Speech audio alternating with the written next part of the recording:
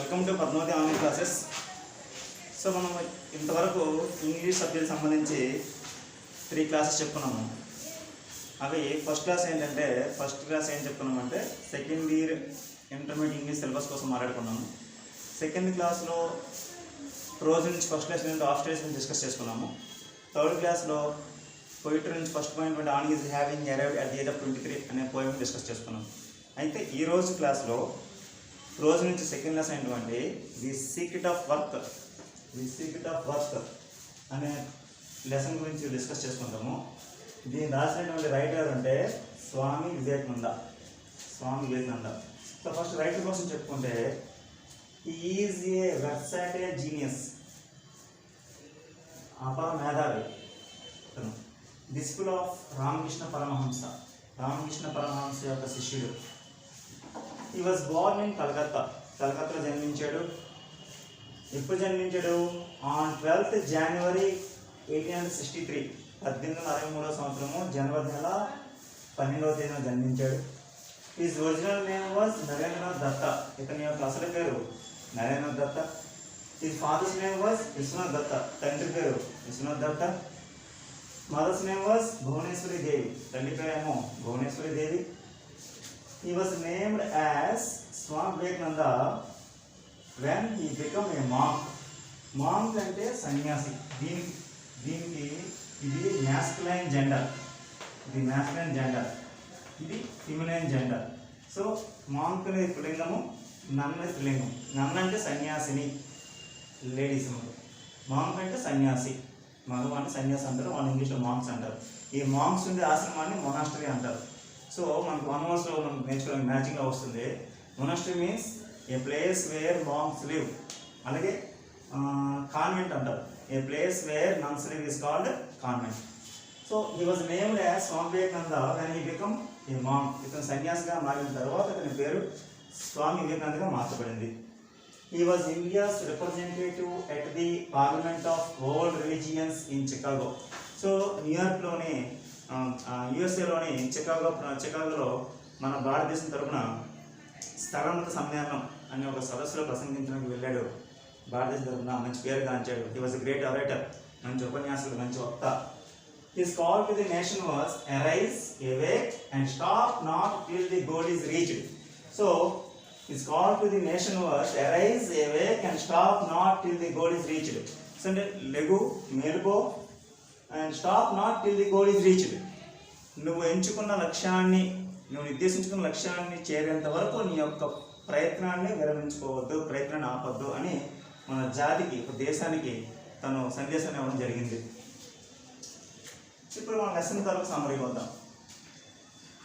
In the essay the secret of work he explains the nature of work. ఈ లెసన్లో రచయిత స్వామి వివేకానంద దేనికోసం వివరించాడు? నేచర్ ఆఫ్ వర్క్, పని యొక్క స్వభావం గురించి. అలాగే the things that guide the conduct of human beings, మానవుల యొక్క ప్రవర్తన నిర్దేశించే కారకాల గురించి. And the direct method of curing the miseries of the world, ప్రపంచంలో ఉన్నటువంటి బాధలకు నివారణ గురించి ఈ లెసన్లో చెప్పడం జరిగింది. సో ఇప్పుడు summary కొద్దాం. In the essay the secret of work, Swami Vivekananda explains the nature of work with reference to the Bhagavad Gita. So ఈ వ్యాసమైనటువంటి ది సీక్రెట్ ఆఫ్ వర్క్ అనే వ్యాసంలో రచయిత స్వామి వివేకానంద దేన్ని వివరిస్తున్నాడు? Explains the nature of work, పని యొక్క స్వభావం గురించి, with reference to the Bhagavad Gita యొక్క సారాంశంతో ముడిపెట్టి ఈ పని యొక్క స్వభావం వివరించాడు. భగవద్గీతలో ఏం చెప్పారంటే శ్రీకృష్ణుడు పని చేయి కానీ ఫలితాన్ని ఆశించు అనే విషయం చెప్పాడు. సో దాన్ని బేస్ చేసుకొని భగవద్గీతలో ఉన్న సారాంశాన్ని ముడిపెట్టి పని యొక్క స్వభావం గురించి ఈ లెసన్లో మన రచయిత స్వామి వివేకానంద వివరించడం జరిగింది. One should love once work. ఒక వ్యక్తి అనేవాడు తను చేసే పనిని ప్రేమించగలగాలి. ప్రతి వ్యక్తి తను చేసే పనిని ప్రేమించాలి. Expecting returns for our work brings us misery. ఫలితాన్ని ఆశించి చేసే పని మనిషిలో దుఃఖాన్ని తెచ్చిపెడుతుంది. People should become spiritually strong to end misery. అటువంటి దుఃఖాన్ని అధిగమించాలి అంటే ప్రజలు అనేవాళ్ళు ఎలా తయారవ్వాలంటే స్పిరిచువల్లీ, ఆధ్యాత్మికంగా లేదా మానసికంగా దృఢంగా తయారవ్వాలి. Every work every thought of us leaves an impression on our mind. అంటే మనం చేసే ప్రతి పని, మనం చేసే ప్రతి ఆలోచన మన మనసు పైన ప్రభావాన్ని కలిగిస్తుంది, ఇంప్రెషన్ కలిగిస్తుంది.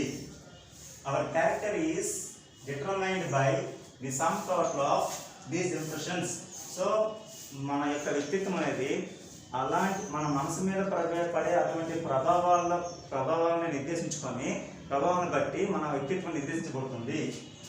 Good impressions promote good character and bad impressions promote bad character. మన మనసు మీద మంచి ప్రభావం పడితే, మన మనసు మంచిగా ఆలోచిస్తే మన వ్యక్తిత్వం మంచిగా ఉంటుంది. మన మనసు మీద చెడు ప్రభావం పడితే, మనం చెడుగా ఆలోచిస్తే మన వ్యక్తిత్వం చెడుగా ఉంటుంది. Liberation is freedom from bondage of both good and evil.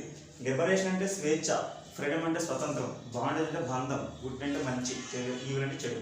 So స్వేచ్ఛ అనగా మంచి చెడు అనే బంధాల నుండి, మంచి చెడు అనే బంధాల నుండి కలిగే స్వతంత్రమే స్వేచ్ఛ. One should work like A master not like a slave. ప్రతి వ్యక్తి కూడా తను చేసే పనిని యజమానిగా చేయాలి తప్ప సేవకుడిగా బానిసగా చేయకూడదు. Selfish work is slave's work and it leads to misery. స్వార్థంతో చేసే పని బానిసత్వంతో కూడుకున్నది. అంటే selfish work is slave's work, స్వార్థంతో చేసే పని బానిస పనిగా గుర్తించబడుతుంది. ఇట్ లీడ్స్ టు మైజరీ, అది మన దుఃఖం తెచ్చిపెడుతుంది. We should work like masters of our mind and treat work as worship. So మన మనసుకు అతీతంగా మనం పని చేయాలి. Work and treat work as worship, పనే దైవంగా భావించి మనం పని చేసుకుంటూ పోవాలి. సో ఈ రకంగా స్వయంగా పని యొక్క స్వభావం గురించి ఈ లెసన్లో వివరించడం జరిగింది. అంతేకాకుండా దీంట్లో ఒక ఎగ్జాంపుల్ చెప్పాడు, ఒక చిన్న టార్టాయిస్ని చూడండి. ఏ man of character can be compared to A tortoise. A man of character can be compared to tortoise. అంటే మనిషి యొక్క వ్యక్తిత్వాన్ని ఒక తాబేలుతో పోల్చాడు. నాకు స్టోరీ చెప్పాడు. ఏంటన్నాడు?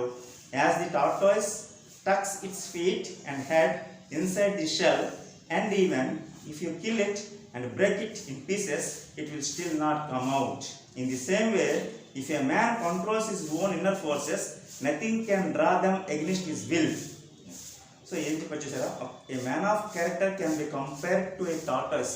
మనిషి యొక్క వ్యక్తిత్వాన్ని ఒక తాబేలుతో ఇక్కడ సరిపోల్చాడు రచయిత వివేకానందుడు.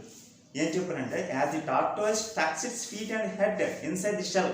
మన టార్టాయిస్ తెలుసు కదా, తాబేలు మీద మనకి దానికి కవచం ఉంటుంది, షెల్ పెంకుల కవచం ఉంటుంది.